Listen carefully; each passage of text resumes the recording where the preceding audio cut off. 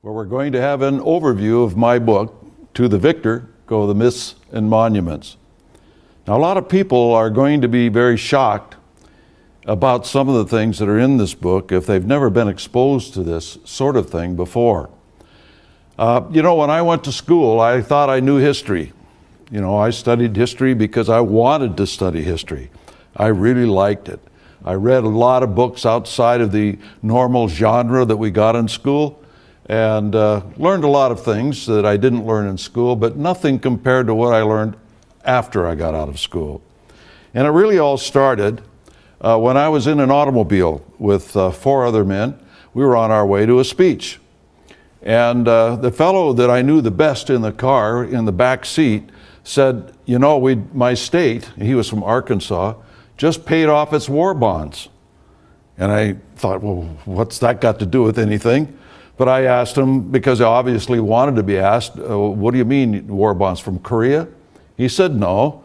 I said, from the Second World War? No. Well, when did you buy these war bonds, your state? He said, the Civil War. It had been 100 years, and I did not realize that the North had forced the southern states to buy bonds to pay for the war. And it took them 100 years to pay it off. Not a well-known fact. And so I said to myself, what is it that I don't know about this conflict? And so I started to look at it closer. And the more I looked, the more it led me further back in time, not just to the Civil War, but what caused the war, who caused the war, what organizations were involved, so on and so forth. And I discovered that what I learned in school, quite honestly, ladies and gentlemen, was a myth. And the reasons for the war and the conflict, I began to understand, were done by a particular group of individuals and organizations imported from Europe, specifically to bring about a war.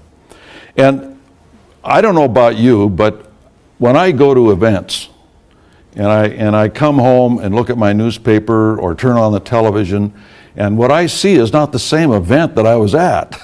They don't quite report it that way. Now, there are some reasons for that. For instance, in an automobile accident, you have 2 witnesses and they're on either side of the street. So one sees the accident from that side, another sees the accident from that side, and they both have a different view. And so sometimes it doesn't look as though they've actually seen the same accident. And that is part of the reason why you get a difference of opinion about certain events. Others, they will look at it based on their education or lack of education. For instance, if a cub reporter is there and he doesn't quite or she doesn't quite understand the candidate, for instance, who's speaking, because they don't have enough background to understand what they're saying, they can skew the whole news story. But then there's a third reason. And the third reason is this: some of them are deliberately skewing what happened, deliberately skewing what the candidate or the party or the organization stands for, said, so on and so forth. My experience, for instance, in infiltrating Marxist organizations when I was a very young man, showed me that on many occasions, these people infiltrate into the newspapers, into the TV studios, and I could give you names and so on and so forth. But just as a quick for instance, and you can look this up online when you get home, and I actually encourage everybody to get out pencil and paper and write some of this stuff down if you don't believe it. Or if I throw a name at you, you can go online and look it up. But I knew a young man, for instance, who was the leader in the 1960s of the Young Socialist Alliance, was a very militant organization that got people out into the streets that turned into riots in the city of Seattle. When he graduated, and by the way, his father was the head of the Socialist Workers' Party, which was the Leon Trotsky branch of the communist movement. Leon Trotsky was the rival of Joseph Stalin in communist Russia, and he got kicked out by Stalin, ultimately murdered by one of Stalin's agents in Mexico. They formed the Socialist Workers' Party. This man's father was the head of the Washington State Socialist Workers' Party. When he graduated from the University of Washington, he went to work for the Seattle Post-Intelligencer as a reporter, and soon became the city editor. Now, do you think he might have been a little bit biased in his reporting and his editing? Of course. But that soon became too boring for him, apparently, because he went on to bigger things. And instead of in the streets or in the newspapers, he went on to become a leader in the environmental movement. The man's name is Mark Krasnowski. You can look him up online. I don't know how much of his early career it has, but if anybody's in doubt, I can show you press clippings and everything else. I can even show you his signature on papers saying that he was a member of the Socialist Workers' Party. So it's very interesting. So you have those three things that may happen, you see. It's also the same when it comes to history. There are those that look at it from a different angle, those that look at it based on their education, and there are those that actually do change history in the history books. They deliberately obfuscate and lie about what history really was. And so going back into history and starting to look and following all these rabbit holes and chasing the rabbits down them, I began to put a pattern together of early American history that I had never learned, nor had I found anyone else who had learned it. And that was the beginning of a 45-year time span of looking up facts and putting it into my book, To the Victor Go the Myths and Monuments. And today what we are witnessing is this, a growing distrust of the media. I mean, everybody today is complaining about it. It's so lopsided, it's just incredible, particularly this campaign. Regardless of what you think of the candidates, it's obvious which side the media is on, isn't it, really? Now, this has always been a problem. Most people think that, well, this only is modern, it's always Roosevelt, oh, it was Wilson, oh, it was this, oh, it was that. It has always been a problem in the history of the United States. There's been a bias within a certain segment of the media. In those days, of course, the media was exclusively the press. And so about 10% of the newspapers in the time frame of the ratification of the Constitution were actually on the left, what we would say were leftists. Actually, they were Jacobin, and we'll get into that in a moment. Now, we all recognize the fact that individuals and movements have wanted to rule the people. I mean, you know, whether you're looking at Hitler or Stalin or Mao or Saddam Hussein or anybody else, we know these people want to rule others. Now, how do they get into that position where they wield that kind of power? Are you telling me that a street urchin like Hitler, a low-level thug in the communist movement by Stalin, and Mao Zedong, who was really nobody, were able to put people together to such an extent to propel them into absolute power, that they did this on their own? One man? Of course not. See, there's organization behind these people, and they always hide the organization. They put the leader out front, but nobody thinks about the organization behind it. And how come these people are successful? And this organization, people pretty much recognize, came out of a small group of people at Ingolstadt University on May 1st, 1776. And the founder was Adam Weishaupt with just a small number of students of his. And from there, they propelled themselves into a level of influence. Now, one of the problems that we have when we're talking about the Illuminati is this. First of all, the Illuminati is a fact. This is undeniable. There's no one that contests that. What is contested is how much power did they have? How much influence did they have? How many members did they have? How well were they organized? And when did they go out of existence? You see, because every history book that you read tells you that the Illuminati went out of existence immediately after its being discovered by the government of Bavaria. And it was interesting, by the way they discovered the Illuminati. It was totally secret. And in those days, you didn't have mail service like we have today. You know, we just stick the mail in the slot and we know somebody's going to come along and pick it up, and in Timbuktu, they're going to get my letter, right? Well, this isn't the way it was back in the 1700s. Particularly if you had really confidential correspondence, you hired a messenger. Or someone, some friend, some family member, someone you bought went out and delivered your package, your letter, correspondence, documents, whatever it was. And they had this Illuminist carrying these documents between key leaders in the Illuminati. Guess what? As he was approaching Ingolstadt University, lo and behold, a bolt of lightning came down and killed him on his horse. It was an act of God. And when the authorities got there and opened up the papers that he had on them, they said, wait a minute, what is this? These people are talking about taking over governments and killing people and developing poisons and all of that sort of thing. What is this all about? So they found some of the members because of these papers and started to interrogate them. And they discovered what the goals of the Illuminati were. And so before we get to the goals, let's talk about society in general.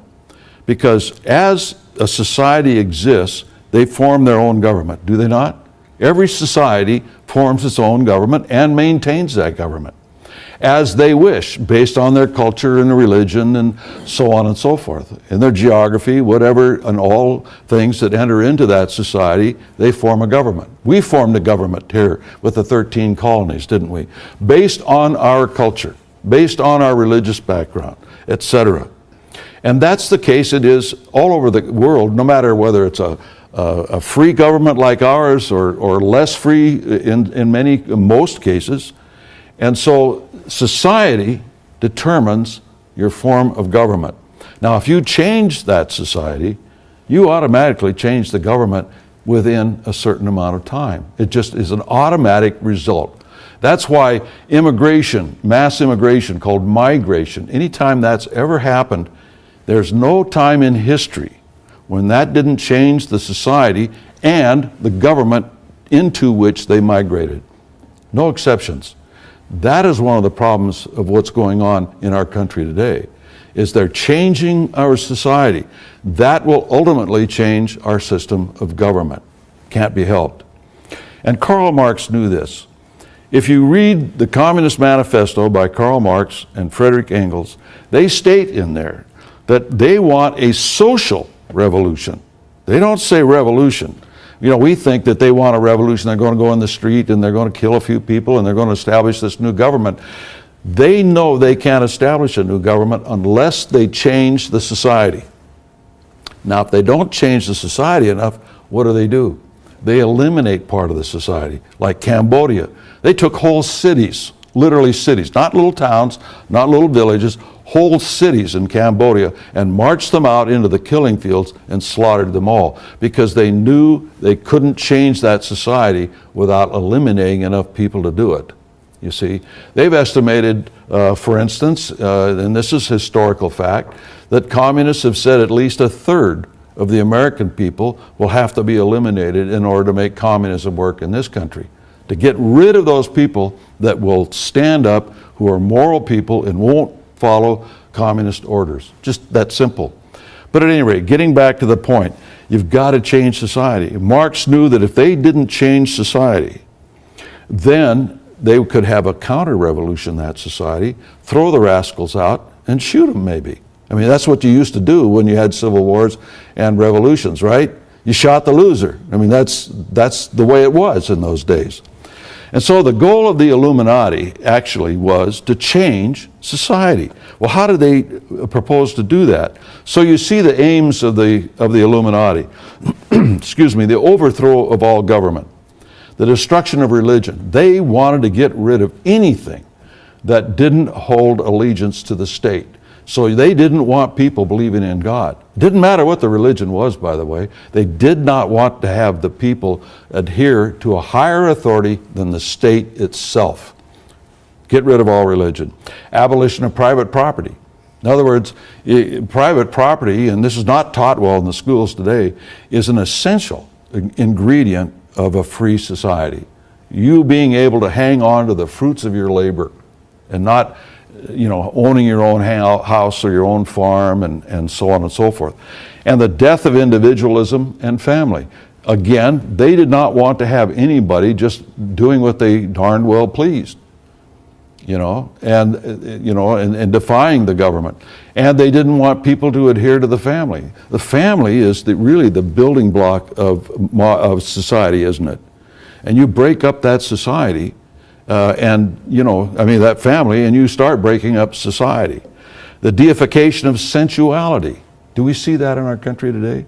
The deification of sensuality, whatever feels good, do it kind of a thing. The repudiation of marriage. They didn't even want people to be bonded in marriage. And the state control of children. That's why in all of those three cases, these three examples I showed you of Stalin and Hitler and Mao, you go into a classroom in those countries under those rulers, what did you see? You saw a picture of Hitler, Mao, or Stalin at the front of the class, didn't you? And they were required to stand up every day and sing praises to the leader. And that became the substitute for God. And we've seen videos. You can go on YouTube and see all sorts of videos of German kids singing the praises of Adolf Hitler, and so on and so forth. And in the end, the establishment of a world government to be ruled by the Illuminati at the top. And so these are their overall goals to change society, but you can boil them down to two. They have two goals that you should never lose sight of. One is the elimination of God. That is a paramount thing. And two, the building of what they call, and this is not a right-wing deal, they call it the New World Order, a one world government. And so these are the aims of the Illuminati. Now, some of the revolutionaries who were involved in the Illuminati in Europe became very influential on American society. And probably, maybe one of these people, maybe two, you've heard their names, but they are essential in the study of American history as to the influence they had on the fledgling United States. Philippe Bonarate, who was a close personal friend of Weishaupt and tutored by Weishaupt. Krakus Beoff. You can trace Hitler and Stalin directly to this guy. Nazism and communism. Louis August Blanqui, the same thing. Giuseppe Mazzini, who was the leader of a wing of the conspiracy called the Carbonari. And Comte de Mirabeau, we'll talk a little bit more about him in a little while. He was a pornographer. He dealt in pornography in France. And then Nicolas Bonneville. Now, Nicolas Bonneville is very interesting. He started the Cercle Social, or Social Circle. And the Social Circle had a profound effect on the American people. Through the various individuals that they had run through their organization. They also formed other organizations. And he was so famous. He was probably the most important member of the Illuminati in France in his lifetime, and very instrumental in the French Revolution. A lot of people know that they are in the business of changing words. It's called semantics.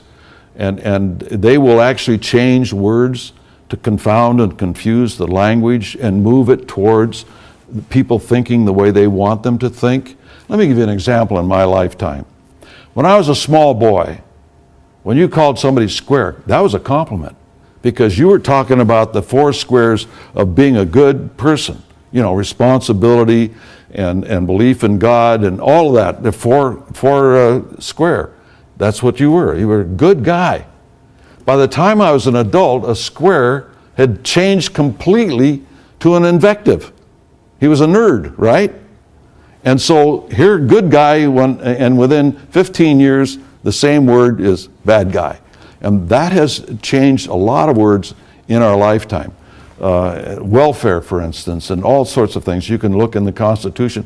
The meaning of the words has changed completely. And this has been by design. And Nicolas Bonneville in the Cercle Social started that process. Interesting thing about Nicolas Bonneville.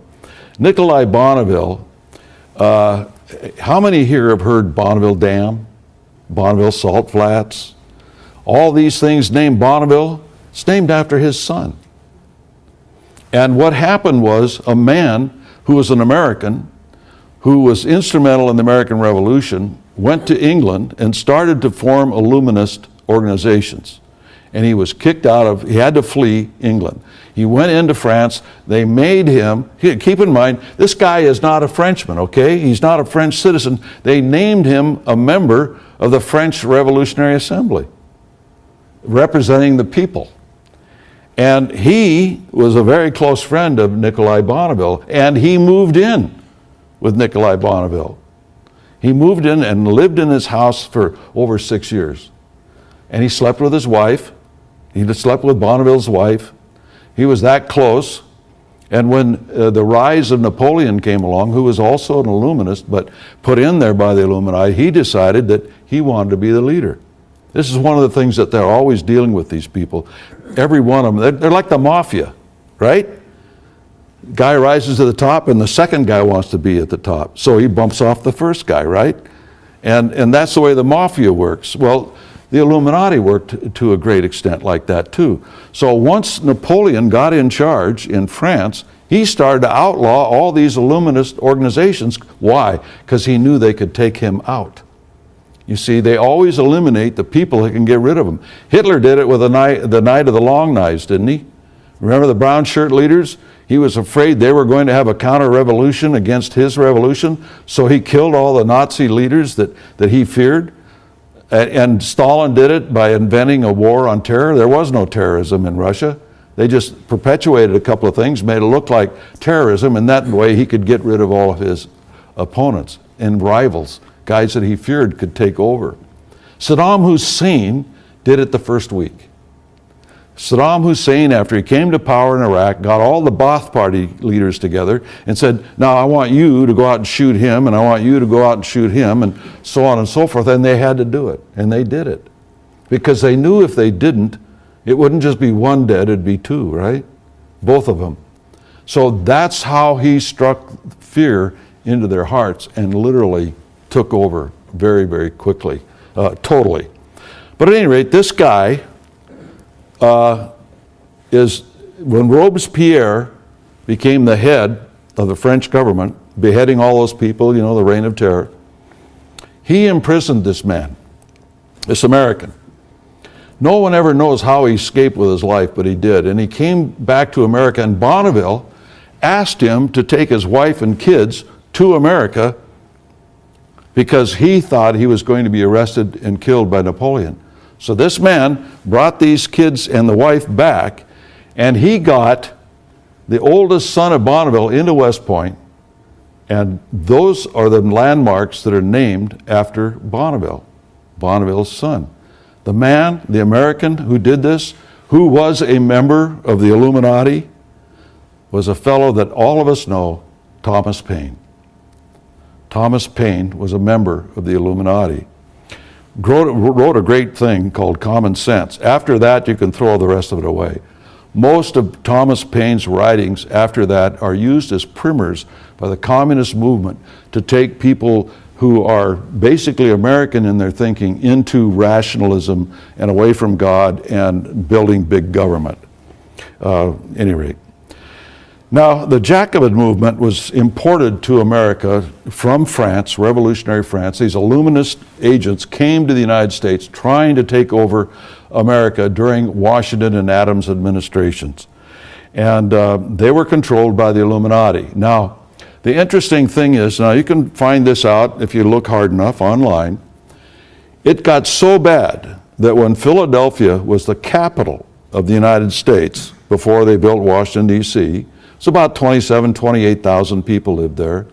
They had a riot of 10,000 people in the streets looking for George Washington to hang him. Now, did you read that in your history book? I sure didn't. But it's there, it's a fact. In fact, Adams, later on, John Adams, when he recounseled with Thomas Jefferson, because they had a falling out there for about a decade or more, Adams wrote Jefferson and said, the only thing that I think saved the United States in that time period was a yellow fever epidemic that hit Philadelphia. And so everybody stayed home. They didn't want to riot anymore. They went home, closed the shutters on their house, stayed inside, and the outside agitators, and there were a lot of them, came into town as part of this movement, they didn't want to go to Philadelphia anymore and catch the yellow fever. As a matter of fact, Benjamin Franklin's grandson died of yellow fever. He was the editor of the Aurora newspaper, which was a Jacobin newspaper. By the way, this movement, the Jacobin movement, evolved into the Democrat Party. It's just that simple. Whether you like it or not, look at history, go back and study it. That's the way it is. At the same time, we had a Rosicrucian influence on America. The Rosicrucians is a secret society that's very, very difficult to research. It is probably one of the most secretive of those that are known. And I've read all their books that I could get my hands on. And they always say the same things relative to who their leaders were down through the ages. For instance, they had a council of three. This is a worldwide council of three, mainly confined basically to Western Europe in all respects. And the leaders of the council of three, and wait for this one, Benjamin Franklin, George Clymer, and Thomas Paine. Now, Thomas Paine, when he left and came to the United States, he was replaced on the Council of Three by Lafayette, Marquis de Lafayette. Lafayette probably belonged to more secret societies and revolutionary organizations than anybody than perhaps Albert Pike, for those of you who know that name. It kind of went into a hiatus. These men all died and they kind of, disappeared, so to speak. And the second Council of Three was revived just before the Civil War.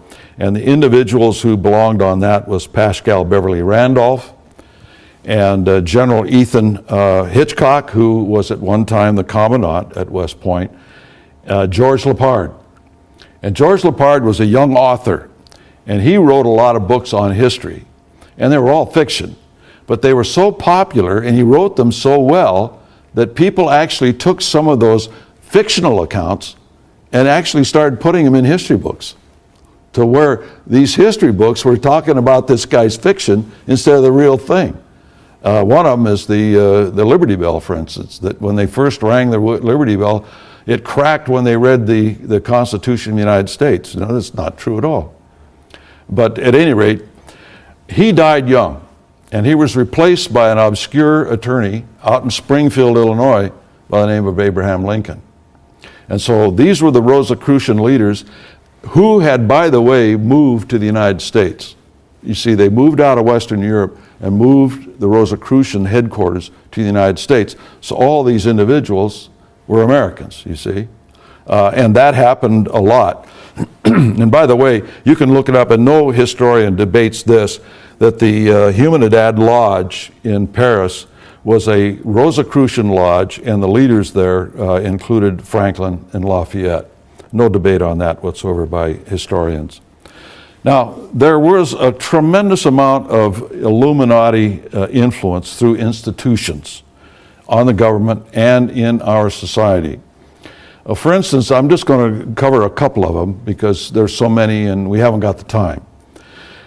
But once the Bavarian government had outlawed the Illuminati, Weishaupt had to flee north, and he went north into Göttingen University and was a professor there with a number of other members of the Illuminati.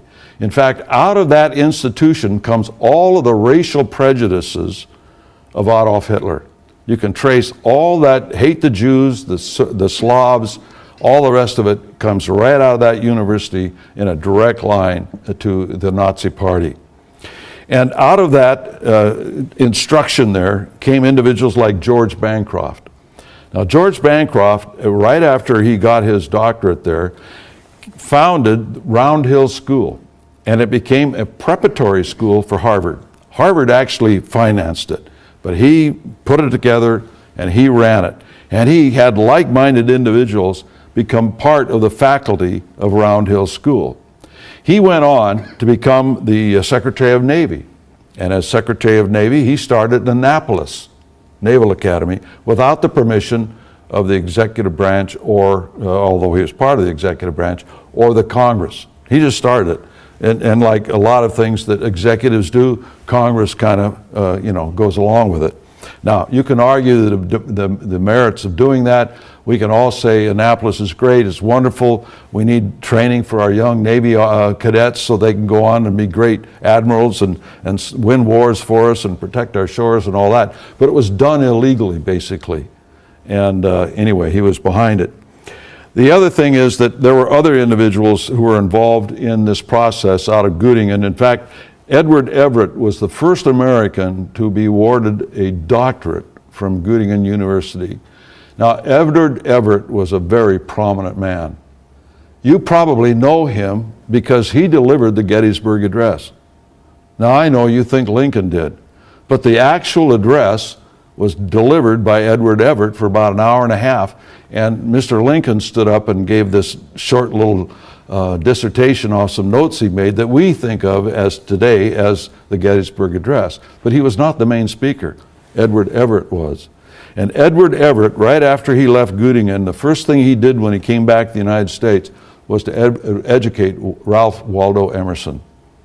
And Ralph Waldo Emerson, his entire life, was involved in the socialist movement and very much a revolutionary. Now, he wrote some very good poetry. I like his poetry, frankly. I've been to that bridge at Concord, where the shot that was heard around the world, where they actually stood up to the British Army from crossing that bridge. There's that Minuteman statue, and on that statue is that poem by Ralph Waldo Emerson that's so stirring regarding the individuals that stood up to the British at that time. But we know that politicians say one thing, doesn't mean they always do what they say. And that a lot was Emerson. Now, I was taught in school, he was a great poet and all that, Thoreau and these guys, they were great Americans and so on, but they were all socialists. At any rate, a couple of things happened in Europe when the Illuminati was discovered. They developed a tactic that was given to them by Weishaupt, that when they get discovered, they are to dive down and then come up into the surface again under a new name with different leaders, but it's actually still the same organization.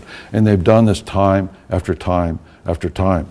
Most people don't even know that the name of the Illuminati wasn't their original name. It was the Perfectionablists. Hard to say. So they changed their name to Illuminati. But at any rate, what they did was this. They formed a network called the German Union. And this German Union was designed to help people, supposedly, with being able to get reading materials and books, magazines, that kind of thing. Because in those days, books and magazines were pretty expensive. Sure, the printing press had come along, but it was still very expensive.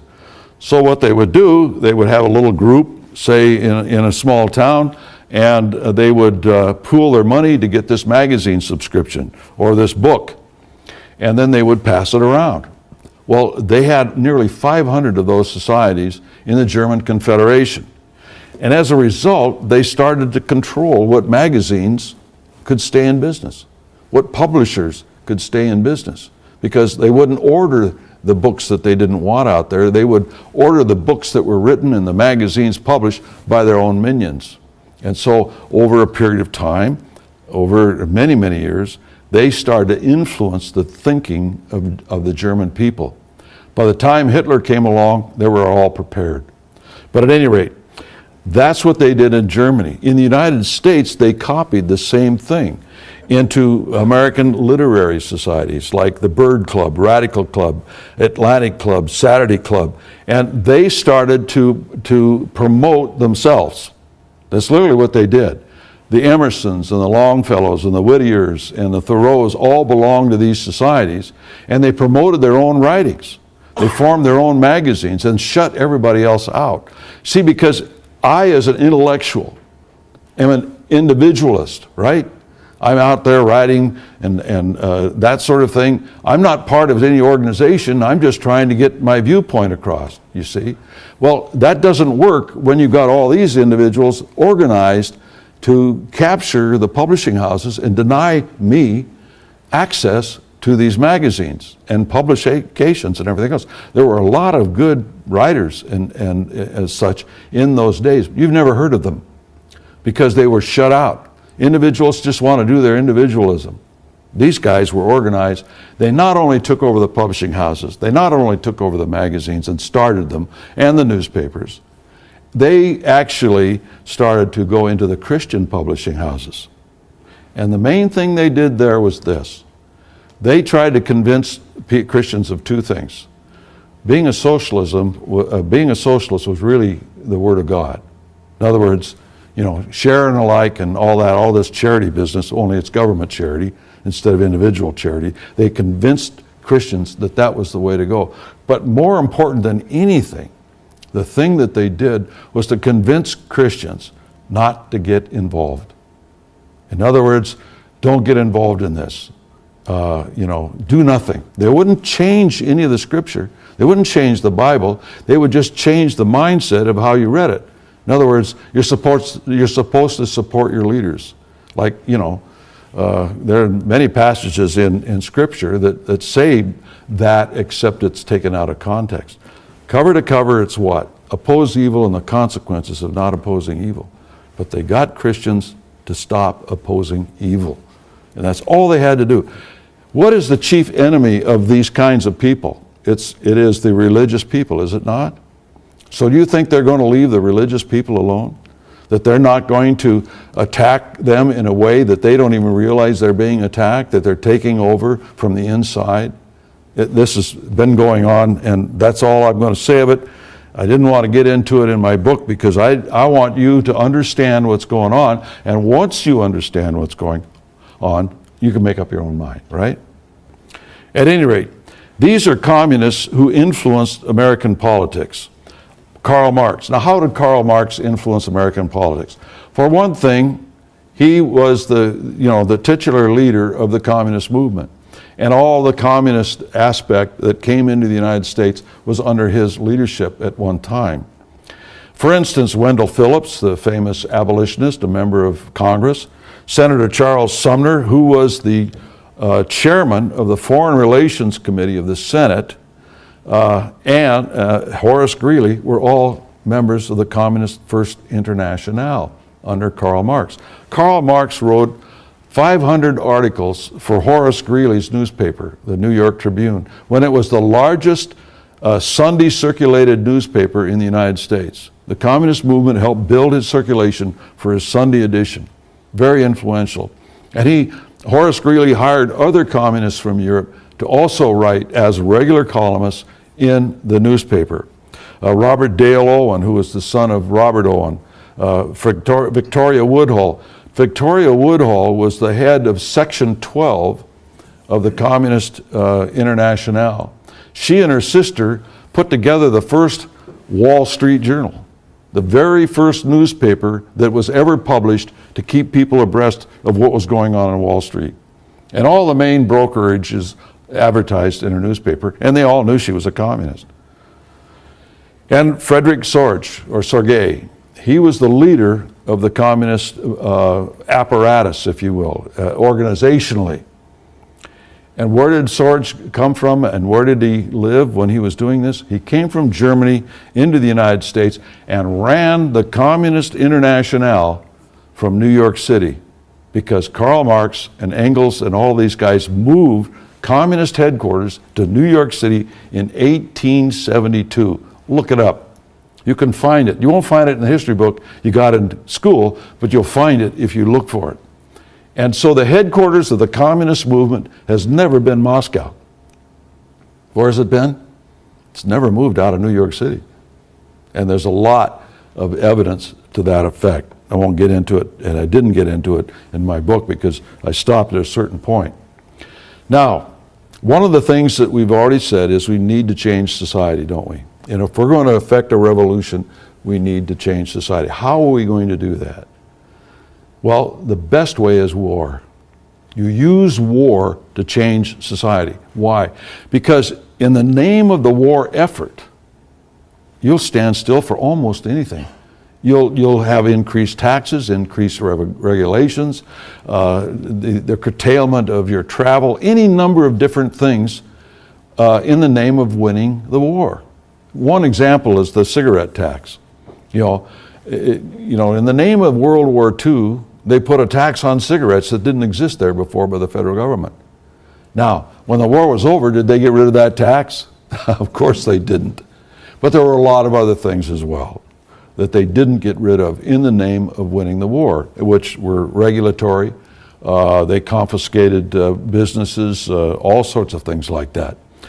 But the war has to be on your soil to really make those changes. Can't be a war over there.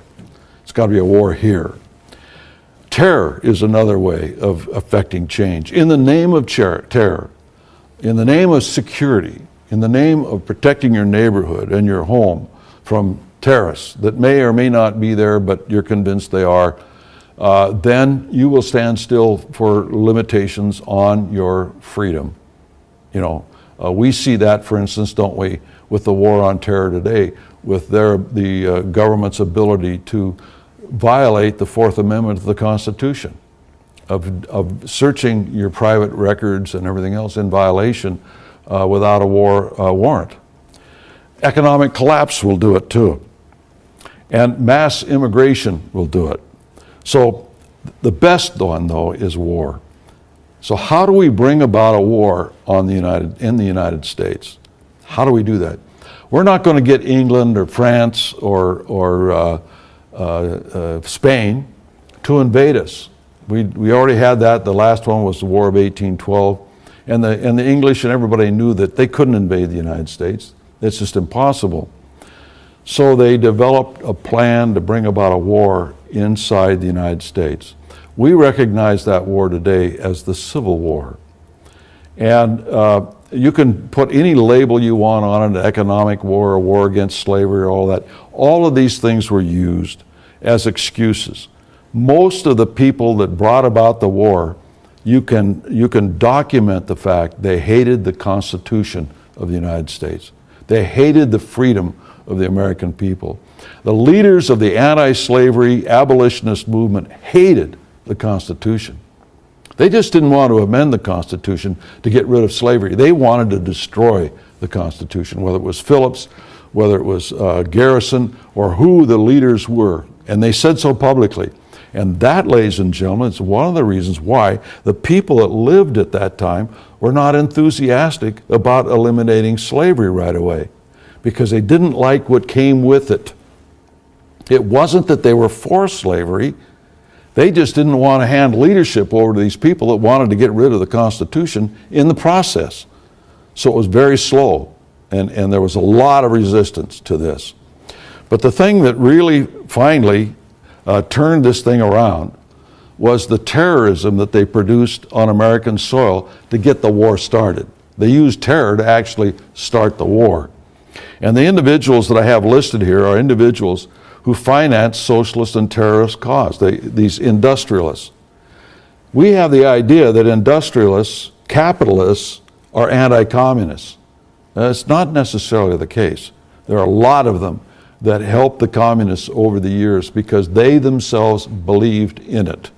Whether it was Robert Owen, a Scotch industrialist who started communist communes in the United States. Frederick Engels was an industrialist, a partner of Marx. Gerrit Smith, who was part of the Astor Empire, John Jacob Astor. Andrew Carnegie had to leave England because of his involvement in the British Chartist movement. Chartist. And that's just another name for communist. The Chartist newspaper, The Republican, published the Communist Manifesto, the first ones to publish the Communist Manifesto in England. Andrew Carnegie was a man who was part of this Chartist movement. Cornelius Vanderbilt. Cornelius Vanderbilt financed that Wall Street Journal that I just talked about. It wasn't called the Wall Street Journal, but that's what it was in fact. And because he was sleeping with Woodhull's sister. She was his mistress. And so he helped finance these sisters in their communist activities. Now, the chief instrument of communist terror, which reacted the South into secession, was John Brown.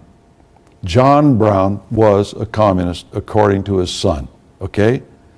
Now, you won't read that in your history books, but what happened with John Brown was he created such a reaction in the South because of Harper's Ferry that the Southerners were scared to death. In 1850, they had a secessionist convention in the South, and they didn't secede because they weren't ready to secede. But after John Brown, they were, because it showed them, amongst other things, that the Northerners, in their eyes, were ready to kill them all. I mean, literally. And so John Brown was used to create that condition. And the terrorist John Brown was helped by individuals who can trace their organizations directly to the Illuminati through the First Internationale, like Sumner and Phillips and Greeley. Alan Pinkerton, remember him? He's the guy that helped start the Secret Service in the United States. He was the guy that formed the Pinkerton Detective Agency, using the all-seeing eye as his emblem.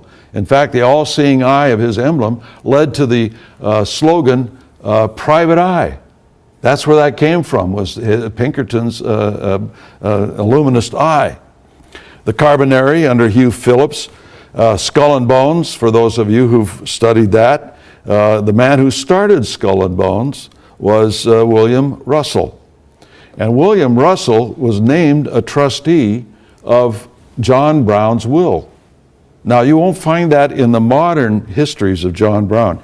You got to go back about 30 or 40 years to start picking up on the fact in these histories of John Brown that William Russell helped finance John Brown and was one of the trustees of his will. Because the thing is, too many people have studied Skull and Bones today, and so if they saw this name connected to John Brown, a lot of eyebrows would go up and say, wait a minute, what's going on here? And the Secret Six is usually the group of people that they claim were the ones behind John Brown. They were only part of it, believe me. And the Brotherhood of the Union, which was led by the Rosicrucian leader, George Lepard. The Brotherhood of the Union was one of the most influential organizations in the United States you've never heard of. I had never heard of it until I stumbled across it and I says, what is this? And then realized it was to be an umbrella group for all of these leftists. They're going to form an umbrella group to unite towards doing certain things. Now, the interesting thing on this chart is these are the individuals and organizations that helped John Brown. Some of these people had to flee the United States after Harper's Ferry because they knew they could be tried for treason. None of them were. They only tried, and those individuals found at Harper's Ferry, they let everybody else go. And some very big people were involved in the United States government doing all of this. Newspapers. These newspapers, and this is just a few, actually had reporters writing with John Brown, participating in the murder and mayhem and arson, and writing back as unbiased observers to the newspapers about this great saint called John Brown who's trying to free the slaves. And today we see things that are similar, don't we? For instance, we see video on TV where they'll go into a FARC training camp of terrorists in Colombia and show them, in their camps getting trained and all the rest of it. But the Colombian government, for some reason or another, can't seem to find them. But this reporter can, and come in and video them and then leave with the video. Whose side do you think that guy's on? He's not an unbiased observer, you see. He's kind of like the Mark Krasnowskis of the world and that sort of thing that I mentioned earlier. They have a bias, but it doesn't show up in print all the time. And so these sorts of newspapers help propel this idea of this terrorist and what he was doing, and Southerners were reading these newspapers. They were saying, this has gone too far. They literally want to kill us. That's what they're saying in some of this stuff, and the people behind John Brown are getting away with this.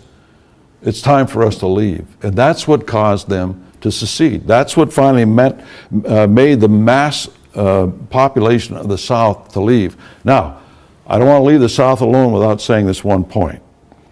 I concentrated on my book about the northern aspect of the conspiracy because the North won the Civil War, right? So it had the major influence on the rest of the country. But we had these types of conspirators in the South. You'll see in my book very prominent individuals in the North and the South who called for the separation of the country into two parts. And as soon as it was separated, the agitators in the North became super patriots. We can't allow these people to leave. We've got to fight a war to keep them, keep the Union together and all that. And sometimes the speeches were made within 30 days of each other. It's incredible. In the South, it was a little bit different. They called for the separation, the secession, but as soon as the secession happened, they became obstructionists, preventing the South from winning the war within the Confederate government, within the state governments. For instance, Brown, who was the governor of Georgia when Sherman marched to the sea and on the way he burned Atlanta. Did you know he had 10,000 troops under his command and he dismissed them, told them to lay down their arms and go home before Sherman even marched into Georgia? After the war, Brown became one of the richest men in the South because he became an in-place carpetbagger. I mean, he started to take advantage of Reconstruction and buying up property, you know, cents on the dollar and everything else. The man was really bad. All that's in the book. And I've already mentioned this, we concentrate more on the conspiracy in the North simply because the North had more influence after the war going forward. Now, one of the things that happened in the war was a lot of the European communists came to the United States and became generals in the Union Army. For instance, Karl Wedemeyer was a personal friend of Karl Marx. Marx actually lived in his house for a time. He helped him form the First Internationale. Same with August Willich, Karl Schurz, Friedrich Anneke, Gustav Paul Clausewitz. In fact, Clausewitz, 5 years after the conclusion of the Civil War, was what they called the Red General in Paris. When the communists took over Paris and started to slaughter the clergy, you know, the Archbishop of Paris and others to form a communist government in Paris. And he was fresh from the Civil War. That's the kind of thing that was going on.